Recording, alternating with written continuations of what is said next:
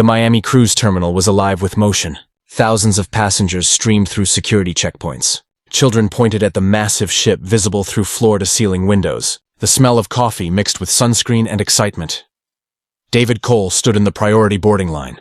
He was 45 years old. His navy Tom Ford suit fit perfectly. A Louis Vuitton carry-on sat beside him. His dark skin caught the Florida sunlight. He carried himself with quiet confidence. Behind him stood Alicia Brooks. She was 37. Her charcoal blazer remained crisp despite the Miami heat. An iPad Pro rested in her hands. She had worked as David's chief of staff for 8 years. The line moved forward. A white couple in matching polo shirts passed through the checkpoint. Smiles. Boarding passes scanned. Welcome aboard. 12 seconds total. David stepped forward. The check-in agent looked up. She was young, maybe 25. Her smile was professional. She took his passport. Her fingers moved across the keyboard. Then they stopped. She looked at the screen. Then at his passport. Then back at the screen. Her colleague leaned over. The two women stared at the monitor together. David said nothing. He had seen this before. Airport security lines. Hotel check-ins. Restaurant reservations that disappeared when he arrived in person. The agent typed something. Her colleague whispered something back. Both women looked at David again. David asked, "Is there a problem?" The agent said, "No, sir, just verifying your reservation." Her smile was tighter now. She scanned his passport again, as if 3 times were not enough. Behind David, a white man in boat shoes tapped his foot. Impatient. Alicia pulled out her phone. She opened the booking confirmation. Reservation number RC-180001. Suite number 18001. Payment confirmation. $18,000. Paid in full 3 months ago. The agent finally printed the boarding passes. 2 plastic cards slid across the counter. The agent said, Suite 18001. Deck 18. Enjoy your cruise, Mr. Cole. Her eyes had already moved to the next passenger. The white man in boat shoes got his pass in 12 seconds. No verification. No second looks. David and Alicia walked toward the gangway. Symphony of the Seas rose above them like a floating city. One of the largest cruise ships ever built. 18 decks, 23 pools, 20 restaurants. Capacity for 6,891 passengers. This was not David's first luxury cruise. He owned 2 private yachts, a 100-foot Sunseeker, a 95-foot Azimut, but today was different. Today was business. Cole Global Capital had been negotiating with Oceanic Cruises for 6 months. $500 million, full acquisition of their Caribbean fleet. This trip was David's final inspection. He wanted to see the service firsthand, make sure the investment was sound. He also wanted to prove something personal. 3 weeks ago, his mother asked him a question from her hospital bed in Chicago. She was recovering from a stroke. She held his hand and said, "David, you have all this money, but can you go anywhere you want? Can you be treated like everyone else?" He did not have an answer then. Alicia asked, "Camera ready?" Alicia tapped her iPhone. The red recording light appeared. She said, "Always ready." They boarded the ship. The atrium stretched 7 stories high. Crystal chandeliers hung like frozen waterfalls. Marble floors gleamed. Staff circulated with champagne. Photographers offered welcome photos for $50 each. David headed toward the elevators. The royal suites were on deck 18, the highest passenger level, the most exclusive section. The elevator doors opened. A white couple stepped out. The woman wore diamonds on 3 fingers. The man had silver hair swept back with gel. Their eyes found David. Something shifted in their expressions. The microscopic recalibration of people who expected to see someone else. David stepped into the elevator. Alicia followed. The doors closed. Alicia whispered, "Did you see that?" David said, "I always see it." His voice was flat, tired. The elevator climbed. Soft music played. David asked, "Do you have all the documents?" Alicia tapped her iPad. She said, "Reservation confirmation, payment receipt, contract terms, international maritime passenger rights. Everything backed up in 3 locations. Cloud, local, and offline USB." David said, "Good, just in case." The elevator stopped. Deck 18. If you believe justice is still alive, show us by hitting that subscribe button right now. This is Tales of Black Justice, where we share true stories of people who were pushed down but rose up stronger. Press the like button if you stand with those who refuse to stay invisible. The doors opened onto a private hallway. Thick carpet, soft lighting, original artwork in gold frames. Only 16 suites existed on this level. Each cost between $15,000 and $25,000 for 7 days. David pulled out his keycard. Suite 18001. The card was gold-colored, heavy. It felt substantial. They walked down the hallway. Suite 18001 was at the end. Corner position. Best views. David reached the door. He lifted the keycard toward the sensor. A voice said, "Excuse me." The voice came from behind them. Male. Sharp. David turned. A white man stood 15 feet away. He was 55, maybe older. Silver hair. Expensive casual clothes. Polo shirt. Khaki shorts. Boat shoes without socks. The uniform of old money on vacation. The man said, "That is my suite." He walked closer. Not friendly, certain. David lowered the keycard. He said, "I think there has been a mistake. I have a reservation." The man said, "No, you have made a mistake. This suite is mine. I use it every year. Same suite, same view. They know me here." Alicia pulled up the reservation on her iPad. She said, "Sir, Mr. Cole has confirmation number RC-180001. Suite 18001. Paid in full on November 15th, 2024. The white man did not look at the iPad. His eyes stayed on David. The man said slowly, "I do not know who you are, but this is my suite. My name is Charles Davenport. My family has been sailing with this line for 30 years. This suite is mine. It has always been mine." David felt the familiar weight in his chest, the exhaustion of being required to prove himself. Again and again. David said calmly, "Mr. Davenport, I booked this suite 3 months ago. I have documentation. I paid $18,000. The reservation is confirmed." Charles pulled out his phone. He said, "Then someone made a mistake. I am calling guest services. They will sort this out." He turned away. He did not ask David's name. He did not look at Alicia's iPad. He simply made the call, as if David's presence was already erased. Charles spoke into his phone. He said, "Yes, this is Charles Davenport. Suite 18001. There is someone at my suite. No, I do not know who they are. Yes, send someone immediately." He hung up. He turned back to David. Charles said, "Someone will be here in 5 minutes. They will get this sorted out. I am sure there is a very nice cabin available for you. Perhaps on deck 7 or 8. The condescension dripped from every word. Deck 7, where the interior cabins were. Where Charles believed David belonged. David said nothing.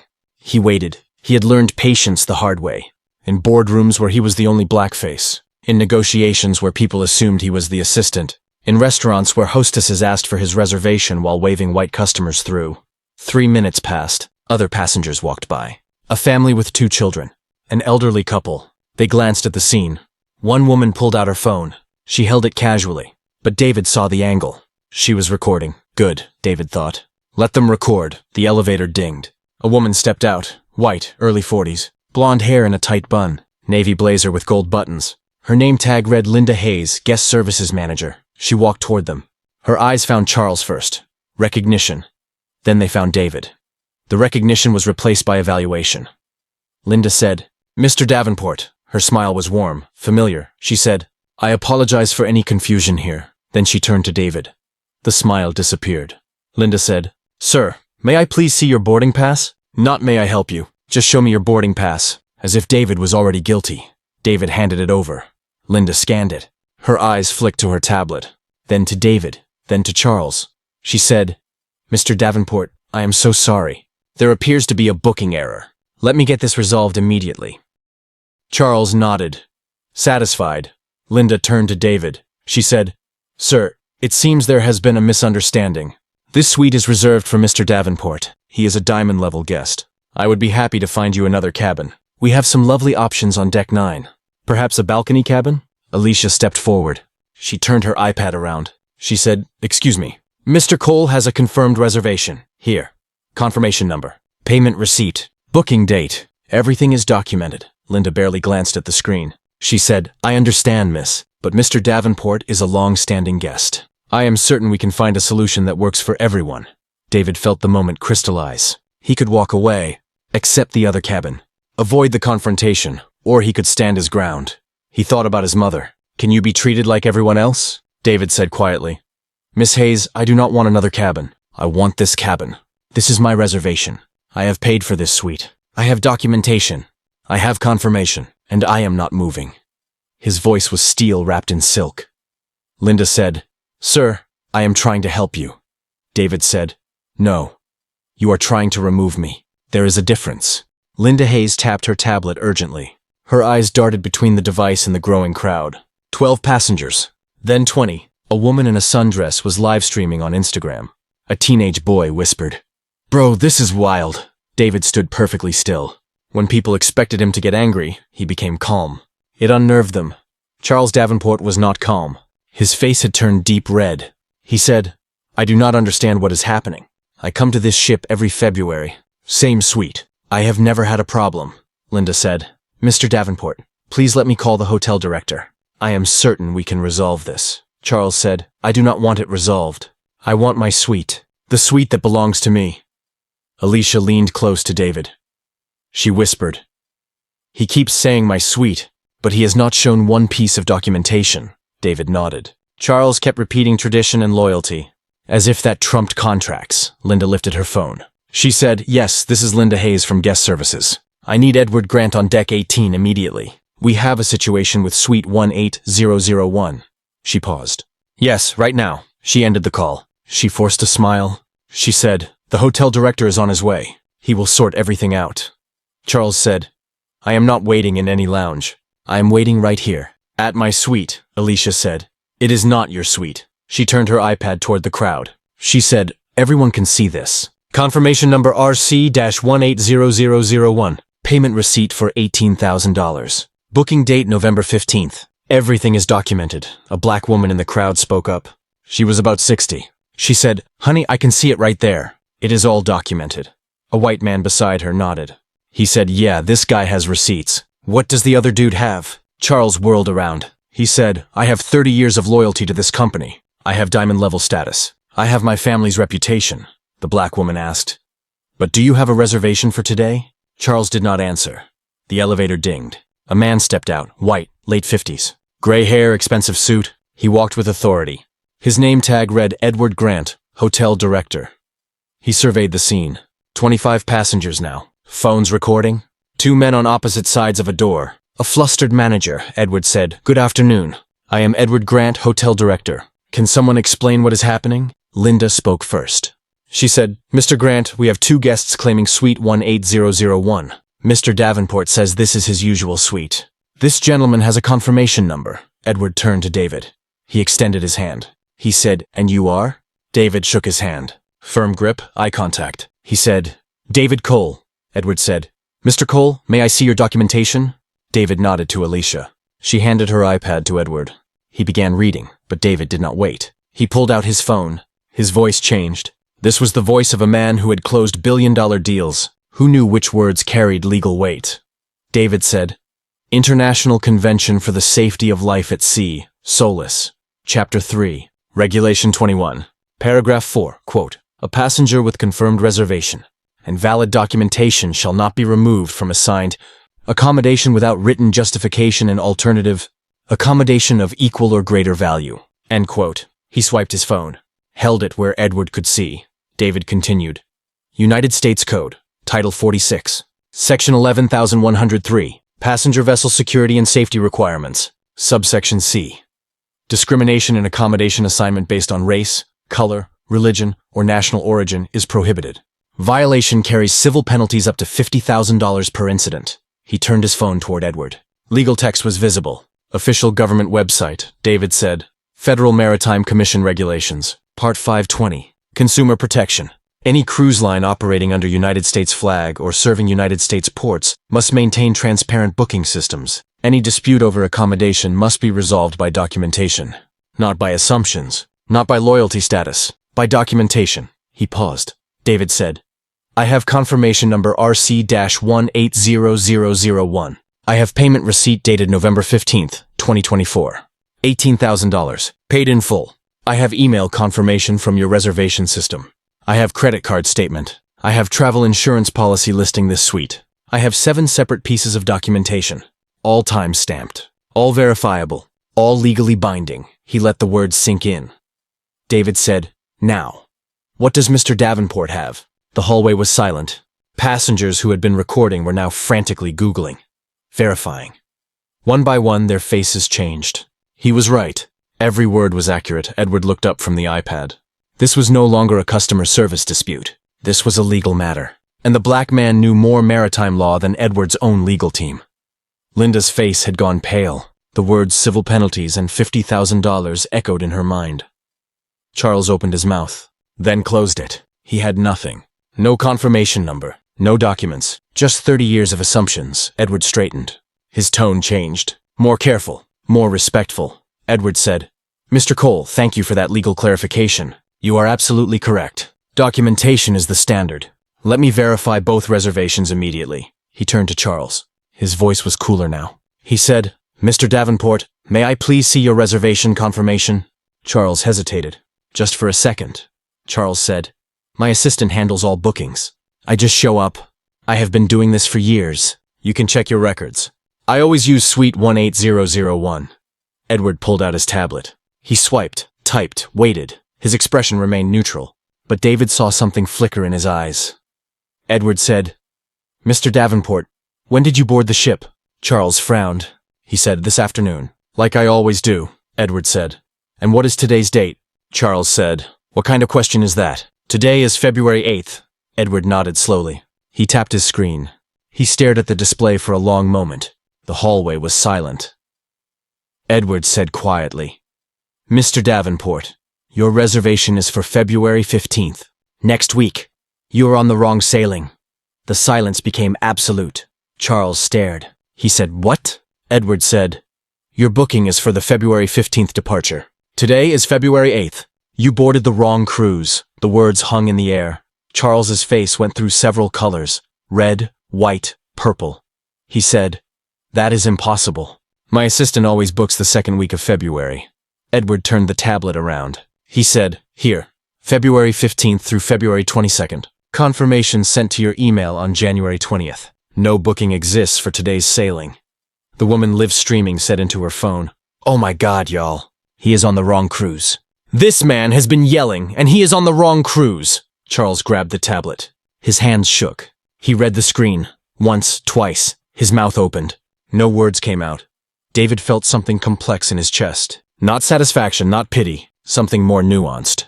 This man had tried to throw him out, had assumed David was the mistake, and now that assumption had backfired spectacularly. Edward took his tablet back. He turned to Linda. His voice was calm but steel underneath. He said, Miss Hayes, did you verify Mr. Davenport's reservation before asking Mr. Cole to move? Linda's face went paler. She said, Mr. Davenport is a diamond guest. I assumed, Edward repeated. You assumed. You did not check the system. You did not verify documentation. You attempted to remove a paying guest from his confirmed reservation based on an assumption. Linda said, I was trying to provide excellent service to a loyal guest, Edward said. By providing terrible service to another guest? Silence. Charles stepped closer to Linda. His voice dropped, but not low enough. The recording phones could still hear. Charles said, Linda, look at him.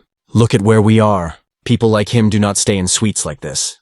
They just do not. You know that. I know that. Let us stop pretending. The hallway went completely silent. The mask had fallen off. David said quietly, Say it again. His voice was steel. David said, Say exactly what you mean, Mr. Davenport. People like me. What does that mean? Explain it clearly. The cameras are already recording, so explain what you meant, Charles stammered. That is not what I meant, David said. Yes, it was. That is exactly what you meant. People like me. Black people. Say it. You already said everything else. Linda stepped between them. Desperate, she said. Gentlemen, please. Edward turned to the crowd. He said, Ladies and gentlemen, I apologize for this disturbance. Please return to enjoying your cruise. This will be handled privately. The crowd dispersed slowly, reluctantly. Phones still recording. Whispers spreading. When the hallway cleared, Edward turned to David. He said, Mr. Cole, on behalf of Oceanic Cruises, I sincerely apologize. Your reservation is confirmed.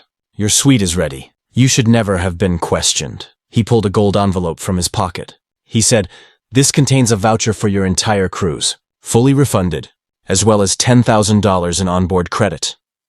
David took the envelope. He said, I appreciate that, Mr. Grant. But I want to be clear. This was not just a booking error. This was a choice. Miss Hayes chose to believe Mr. Davenport without checking. She chose to ask me to leave without verification. She chose to assume I was the problem. And we both know why. Edward said, I understand, Mr. Cole. David said, Do you? Because I am a black man in an expensive suit outside an expensive suite. And the first assumption was that I did not belong. Not that there might be an error. The assumption was that I was the mistake.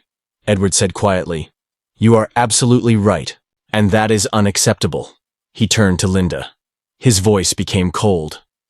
Edward said, Miss Hayes, you are suspended immediately pending investigation. Return to your office and wait for HR. Linda's face crumpled. She turned and walked to the elevator.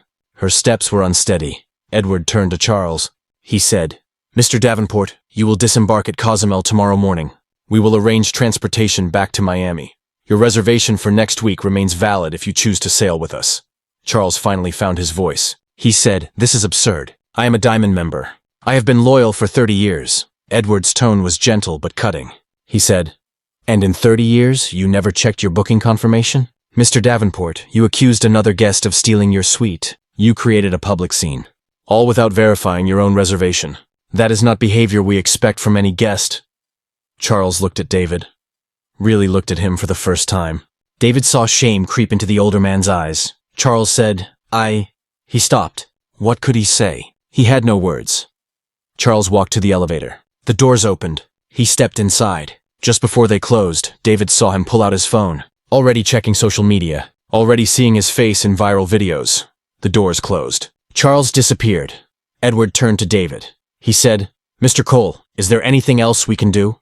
David thought for a moment. He looked at the closed door of Suite 18001. At the gold keycard in his hand, David said, Yes, there is one thing. I want to meet with Richard Brennan, your CEO, on this ship. Tomorrow evening. Edward's eyebrows rose. He said, May I ask what you wish to discuss? David said, How to make certain this never happens again. To anyone. David stood on his balcony watching the sunset. The ocean turned from gold to deep orange. Stars appeared. His phone exploded with notifications. Alicia held up her phone. She said 6 million views already. The hashtag Sweet for All is #1 trending. She showed him the screen. Different angles, Charles pointing. Linda refusing to check. Edward revealing the truth. The people like him comment recorded perfectly. David's phone buzzed. His sister Monica. He answered. Monica said, David, I just saw the video. Are you okay? David said, I am fine.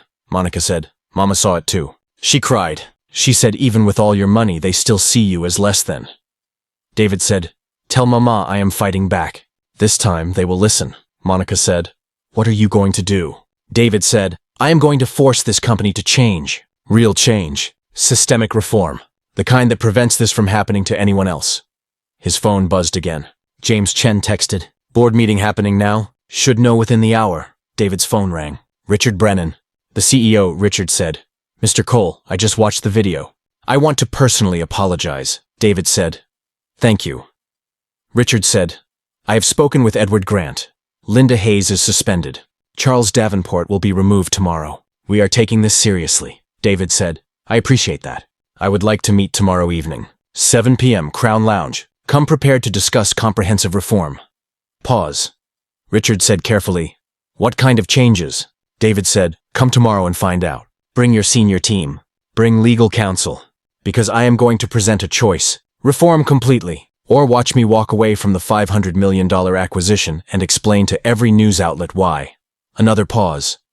Richard said, That would be very damaging. David said, I know. So come prepared to listen. And to change. 7 p.m. Do not be late. David ended the call. At midnight, James called. They voted. 10-2 in favor. You did it. The next evening, David walked into the Crown Lounge at 7 p.m. Alicia and James flanked him. They carried leather portfolios full of research. Richard Brennan stood by the windows with 4 executives, CFO, General Counsel, Head of Guest Services, Director of Human Resources. Richard said, Mr. Cole, thank you for meeting. David said, Let us get started. They sat at a conference table. David on one side, 5 executives on the other. Richard began, First, I apologize. Linda Hayes no longer works here. Charles Davenport is banned. We take full responsibility. David slid a document across the table. He said, 372 discrimination complaints in 5 years. Only 11% resolved. 12 million spent on secret settlements. That is not isolated. That is systematic. The executives stared. James added, Royal Caribbean resolves 68%. Disney 82%. You are failing. David slid another document forward. 8 pages. Core demands, David said. Mandatory bias training. External Oversight Committee. Anonymous reporting. Diversity targets. public transparency, passenger bill of rights, civil rights partnerships, financial penalties. No more secret settlements, Richard read. His jaw tightened. He pushed it back. Richard said, "This is extensive. Some terms are unreasonable. The board would never approve," David said calmly. "Then I walk, and I hold a press conference. I show them this proposal. I let the world see you chose profit over principle. Your stock crashes. Thousands lose jobs." Richard said, "That is not fair." David said, "No. Your discrimination is not fair. I am just making consequences visible." Silence. Then Jennifer Robinson spoke. "The HR director, a black woman," Jennifer said quietly. "He is right." Everyone turned. Jennifer said, "I have been here 12 years, filed dozens of reports. Nothing happens. Our policies mean nothing without enforcement. Our training is a joke. Mr. Cole is offering a chance to fix this. We should take it." She stood. She looked at Richard. Jennifer said, "If we refuse, I quit. I cannot keep pretending this company cares about people like me." She walked to the door, stopped, turned to David. Jennifer said, "Thank you for having the power to make them listen." She left. Silence. The CFO said, "If we agree, what are the acquisition terms?" James said, $500 million. Cole Global takes majority ownership. We implement reforms. If you fail targets, we bring in new management. Richard said, "And if we refuse?" David said, "Then I walk. The acquisition fails. Your stock crashes. Someone else buys you at a discount. Probably private equity that guts operations. Is that what you want?" Richard closed his eyes. When he opened them, they looked tired. Richard said, "I need to call the board." "This is too big for me alone," David said. "You have until midnight. After that, my offer expires." Richard said, "That is not enough time." David said, "It is plenty. Either you believe in reform or you do not. That is not complicated, just difficult." David stood. Alicia and James stood with him. Richard called after them, "Can we negotiate? Phase them in gradually?" David turned back. He said, "No, you do not phase inequality. Either you commit to full reform or we have nothing to discuss." David walked out. Hours later, James called. 10 to 2. They accepted everything. David signed the contract at 2 a.m. At 10 a.m. the next morning, cameras filled the conference center. CNN, MSNBC, financial press, everyone. Richard sat at a long table. David sat across from him. Richard said, "Today marks a new chapter. We will implement comprehensive reforms to ensure every guest is treated with dignity and respect. We failed, Mr. Cole. That ends today." They signed. It was done. The press conference lasted 90 minutes. A reporter asked, "Some critics say you are bullying the company. How do you respond?" David said, "I am using my wealth to demand equality. I am using my power to create change. If that makes me a bully, then every civil rights leader was a bully. They all demanded society change. I am just doing it with different tools." Another reporter asked, "What message do you have for other black travelers?" David said, "Document everything. Record it. Get witnesses. Do not let them gaslight you. Fight back. Use social media. Use lawyers. Use economic pressure, because silence enables them." After the conference, David returned to his suite, exhausted, drained. Alicia said, "You did it." David said, "We did it. Now comes the hard part, making sure they keep their promises." His phone buzzed. A text from an unknown number. Michael Rodriguez. The room service attendant. "Mr. Cole, the cruise line just announced mandatory bias training for all crew, and an anonymous hotline for discrimination. Thank you." From all of us below decks, David showed Alicia. She smiled. She said, "See? It is already working." David walked to the balcony. The ship was moving, heading toward the next port. For the first time in days, he felt peace. He had stood his ground. He had demanded dignity, and he had won. Not just for himself, for everyone who would come after him. 3 months later, David stood in his Manhattan office. James Chen presented to executives from 6 cruise lines. James said, 3 months after reform, Oceanic's discrimination complaints are down 68%. Employee satisfaction up 42%. Customer satisfaction up 31%. Revenue up.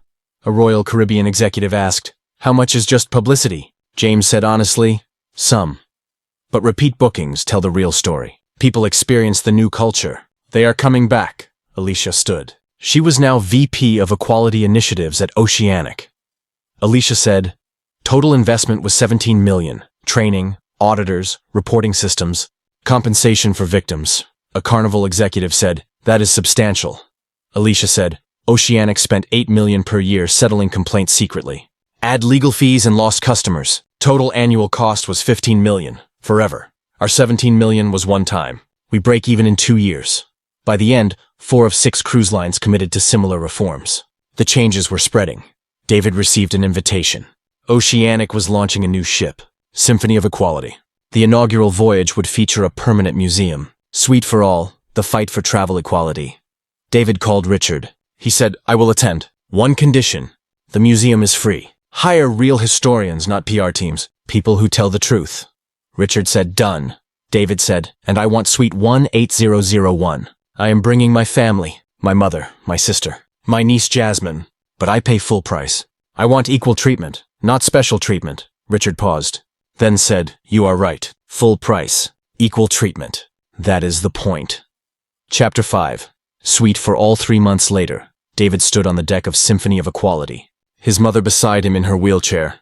Monica and 16-year-old Jasmine close by. The ship pulled from Miami. Sunset painted the sky orange and pink, just like that first day when everything changed. Jasmine said, "Uncle David, can I write about you for school? Someone who changed the world?" David said, "Yes, but include the parts where I was scared. Heroes are not fearless. They are just people who act despite fear." Jasmine said, "That is what makes you a hero." His mother touched his arm. She said, "Walk with me."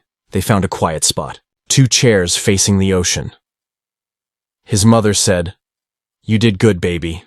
David said, "I just did what you taught me."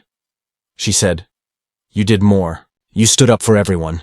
"That is all you," David said. "One company. One policy. It feels small," his mother said. "Every big change started small." Rosa Parks sat on one bus. Martin spoke at one church. You stood in one hallway. Look what happened. 6 cruise lines changed. Hundreds of workers spoke up. Thousands saw that video and realized they do not have to accept discrimination. That is enormous. She squeezed his hand. She said, 1968. I was 18. Your grandmother saved money for my trip. I went to an Atlanta hotel, had a reservation, but they said no room available. Told me to try the other side of town, where people like me stayed. David said, "Mama, I never knew." She said, "I left, cried, found a motel, never told anyone.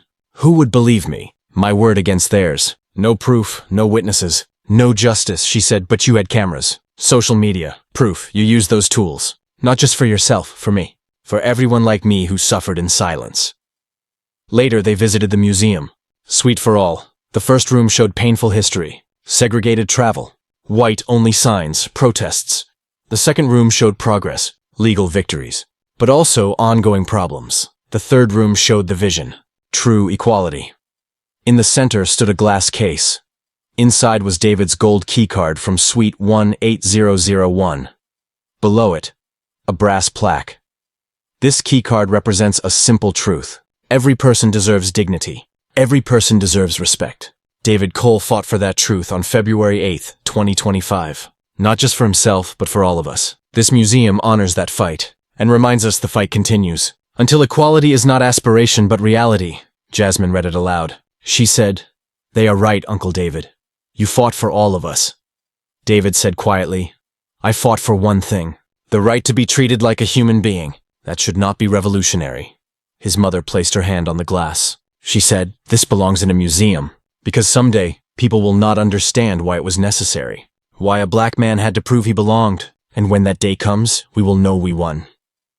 At the end was a guest book. David picked up the pen. He wrote, February 8, 2025. I was told I did not belong here. I proved them wrong. Not because I am rich or powerful, but because I am human.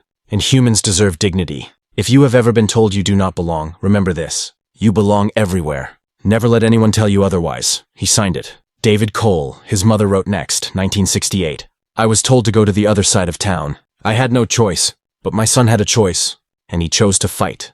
I am proud of him, and proud of everyone who fights, even when scared, even when tired. Fight anyway, Dorothy Cole Monica wrote. Then Jasmine, then other passengers. The book filled with stories, pain, hope, determination. David watched strangers share their truths, creating testimony, record of injustice, promise to do better. This was real change. Not policies or contracts, this people refusing silence, demanding better. That was how the world changed. One story at a time, one person at a time, one fight at a time. Later, David stood on the balcony of Suite 18001, the same suite where everything started. He thought about the journey, the confrontation, the reform, the spreading change. He thought about Linda Hayes starting over, Charles Davenport living quietly with shame, Edward Grant leading with integrity, Jennifer Robinson fighting for workers, Michael Rodriguez finally heard. This was legacy, not money or contracts. The message. You do not have to accept injustice. You do not have to stay silent. You can fight back. You can demand better. You can change things. One person. One moment. One choice. That was all it took. David raised his glass of sparkling water toward the ocean, toward the stars, toward the ancestors. He said quietly, "This one is for all of us. For everyone who fought. For everyone fighting. For everyone who will fight. We are not done yet, but we are getting there. One suite at a time, the ocean answered with waves, the stars with light. The world kept turning. The fight for equality never ended. It just evolved, changed forms, found new battles, but the core remained. Human dignity. Basic respect. The right to exist without proving your worth, sweet for all, not someday. Now, today, tomorrow, every day after, until it was no longer a fight, until it was simply reality, until dignity was just the default. David did not know if he would live to see that day, but he would fight to create it. Anyway, because that was what his mother taught him. That was what history demanded. That was what justice required. One fight at a time. One victory at a time. Until the world finally changed. David walked inside. His family was playing cards, laughing. His mother was winning. His mother looked up. She said, "Come join us, baby. Jasmine needs help. I am beating her badly." David smiled. He sat down, picked up his cards, played. For this moment, the fight could wait. For this moment, he could just be a son, a brother, an uncle, a man, not a symbol, not a crusader, not a billionaire reforming industries, just David. Being loved, being safe, being home. And that was what he had been fighting for all along. The right to simply be, without questions, without challenges, without proving anything. The right to exist, fully, completely, unapologetically, sweet for all, starting with himself, extending to everyone. If you believe justice is worth fighting for, subscribe to Tales of Black Justice now. This is what happens when one person refuses to stay invisible. When one act of courage creates waves across an entire industry. When dignity becomes non-negotiable. Hit that like button if you stand with those who fight back. Share this story if you believe everyone deserves respect. Because this is not just David's story. This is all of our stories. And the fight continues until equality is not a dream, but our everyday reality.